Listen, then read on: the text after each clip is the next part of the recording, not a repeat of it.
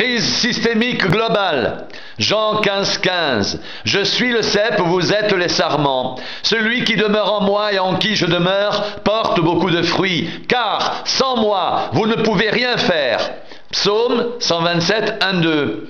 Si l'Éternel ne bâtit la maison, ceux qui la bâtissent travaillent en vain. Si l'Éternel ne garde la ville, celui qui la garde veille en vain. En vain vous levez-vous le matin, vous couchez-vous tard et mangez-vous le pain de douleur. Il en donne autant à ses bien-aimés pendant leur sommeil.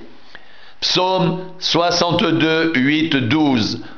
En tout temps, peuple, confiez-vous en lui, répandez vos cœurs en sa présence. Dieu est notre refuge. Oui, vanité, les fils de l'homme, mensonge, les fils de l'homme. Dans une balance, ils monteraient tous ensemble, plus légers qu'un souffle.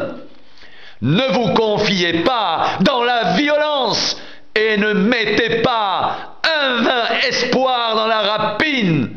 Quand les richesses s'accroissent, n'y attachez pas votre cœur. Dieu a parlé une fois, 2 fois, j'ai entendu ceci, c'est que la force est à Dieu. À toi aussi, Seigneur, la bonté, car tu rends à chacun selon ses œuvres. Amos 8, 4, 7. Écoutez ceci, vous qui dévorez l'indigent et qui ruinez les malheureux du pays. Vous dites, quand la nouvelle lune sera-t-elle passée, afin que nous vendions le blé?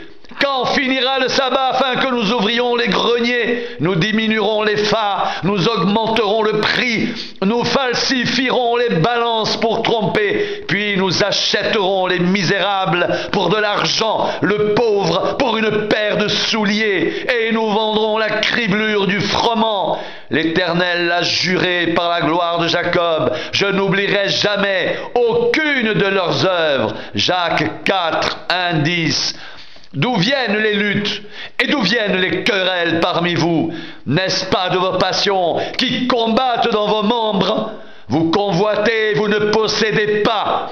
Vous êtes meurtriers et envieux et vous ne pouvez pas obtenir.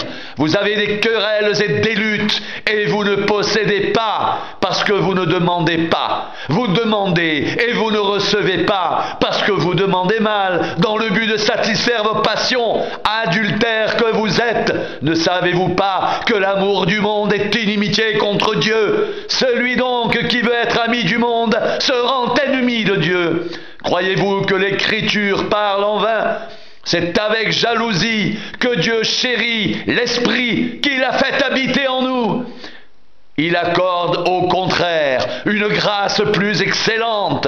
C'est pourquoi l'Écriture dit « Dieu résiste aux orgueilleux, mais il fait grâce aux humbles. Soumettez-vous donc à Dieu, résistez au diable, et il fuira loin de vous. » Approchez-vous de Dieu, et il s'approchera de vous.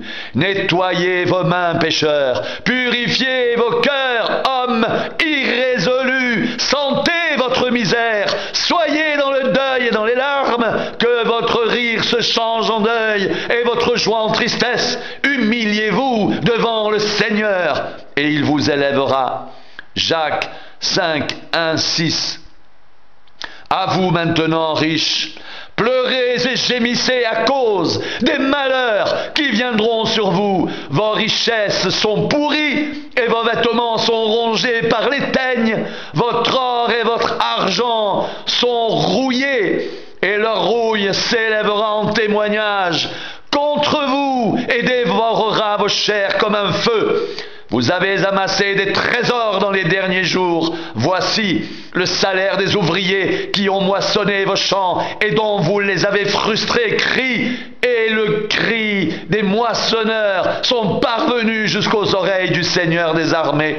Vous avez vécu sur la terre, dans les voluptés et dans les délices. Vous avez rassasié vos cœurs au jour du carnage. Vous avez condamné, vous avez tué le juste, qui ne vous a pas résisté. 1 Timothée 6,17 recommande aux riches du présent siècle de ne pas être orgueilleux et de ne pas mettre leur espérance dans des richesses incertaines, mais de la mettre en Dieu qui nous donne avec abondance toutes choses pour que nous en jouissions.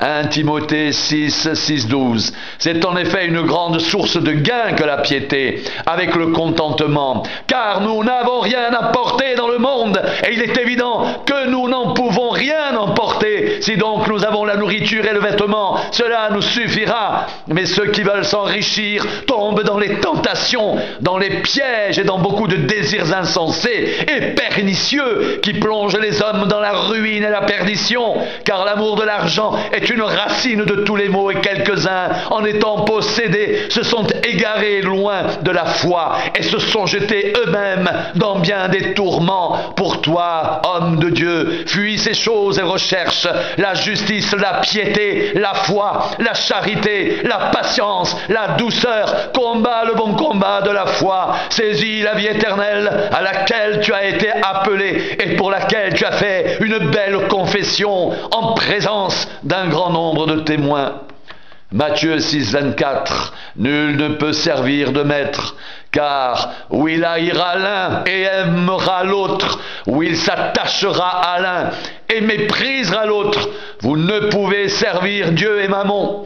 Matthieu 13,22 Celui qui a reçu la semence parmi les épines, c'est celui qui entend la parole, mais en qui les soucis du siècle et la séduction des richesses étouffent cette parole et la rendent infructueuse. Hébreux 13,5 Ne vous livrez pas à l'amour de l'argent, contentez-vous de ce que vous avez, car Dieu lui-même a dit « Je ne te délaisserai point et je ne t'abandonnerai point ». Matthieu 6, 19, 21 Ne vous amassez pas des trésors sur la terre, où la teigne et la rouille détruisent et où les voleurs percent et dérobent, mais amassez-vous des trésors dans le ciel, où la teigne et la rouille ne détruisent point, et où les voleurs ne percent ni ne dérobent, car là où est ton trésor, là aussi sera ton cœur.